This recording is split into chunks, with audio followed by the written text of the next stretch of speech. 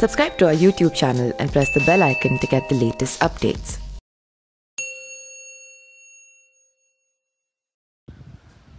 Cut गया था दोस्तों, कट गया था।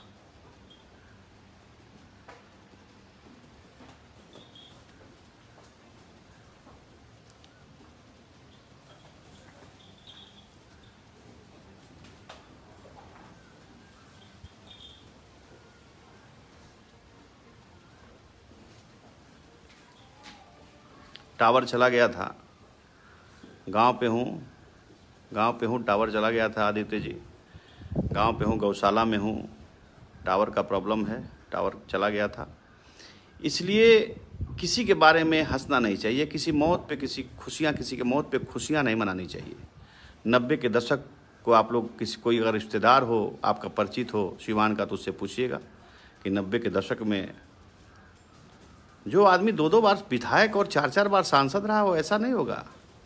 आप सरकार को, उस समय की परिस्थितियों को, आप सरकार को दोषी ठहरा सकते हैं।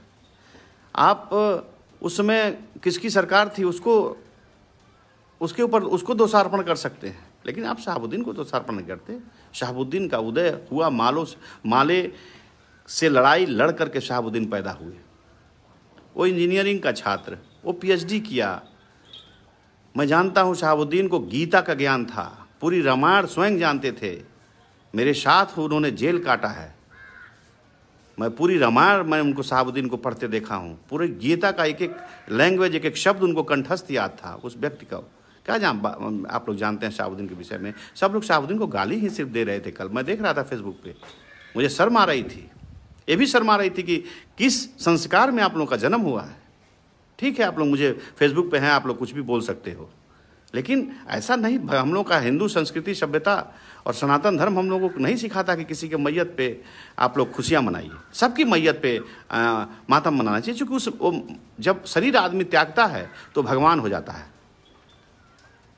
इसलिए आप लोगों से मैं निवेदन करता हूं कि किसी मैयत, हाँ, जो व्यक्ति मुस्लिम समाज का लोग उस पत्रकार के मृत्यु पर भी अगर हंसे हैं तो भी गलत किए हैं, उनको भी ऐसा नहीं करना चाहिए। इस्लाम भी ऐसा नहीं सिखाता है। इसलिए दोस्तों, इस कोरोना महामारी में हम सबको मिल के लड़ना है और सबको घर में रहना है। जो 5G, जियो 5G का जो ट्रायल हो रहा है, उससे भी कई लोग, उसके वायरस से भी कई लोग मर रहे हैं। कोरोना से तो मर ही रहे हैं, कोरोना तो है ही है, चाइना का, वुहान का भेजा हुआ एक जहर, लेकिन उससे भी लोग मर रहे हैं। ये भी सोचना है। हमारे देश के प्रधानमंत्री जी को इस समय पूरे देश में लॉकडाउन लगाना चाहिए। आज मैं नीतीश कुमार को धन्यवाद देता हूं, हमारे बिहार के मुख्यमंत्री को धन्यवाद देता हूं कि आज उन्होंने लॉकडाउन का ऐलान किया, घोषणा किया 15 मई तक। मैं धन्यवाद देता हूं।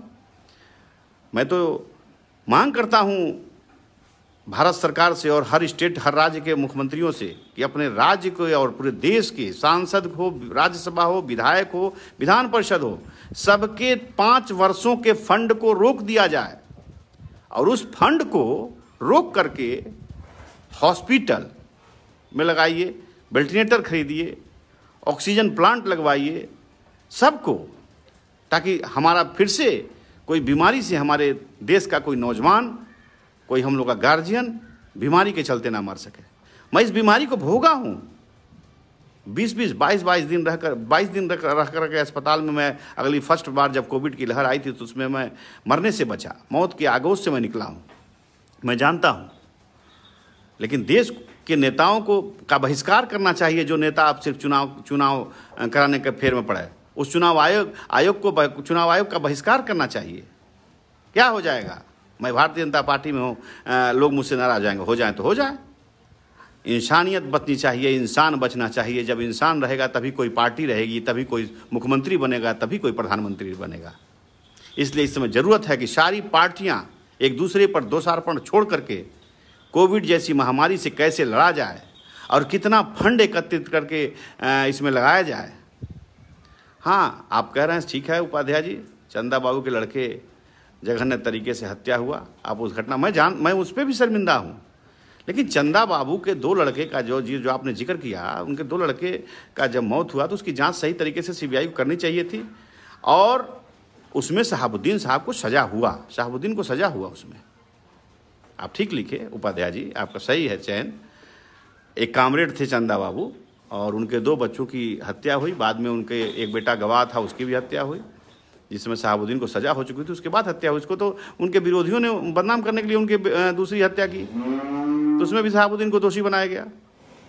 हर नेताओं का, मेरा भी विरोधी है, मुझे भी कई केसों में फर्जी फंसाया गया था। बरी हो गया कि नहीं बरी हो गया हाई कोर्ट से। इसलिए हम और आप किसी को, ठीक है, शहाबुद्दीन को कोर्ट ने जो निर्णय दिया उस सब को मान्य था, हम लोगों को भी मान्य था, और सजा काट रहे थे। लेकिन मरने के बाद किसी को नहीं बोलना चाहिए।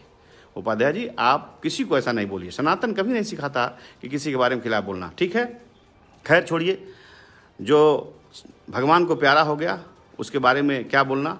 उन सबकी आत्मा को शांति मिले, जो बुरा था उसके भी आत्मा को शांति मिले, जो भला है उसकी भी आत्मा को शांति मिले। उस पर कोई हमारा टीका टिप्पणी नहीं है। कोविड जैसी महामारी से लड़ना है हमको और आपको, अगल बगल सबको, जो भी जितना बन सके किसी को।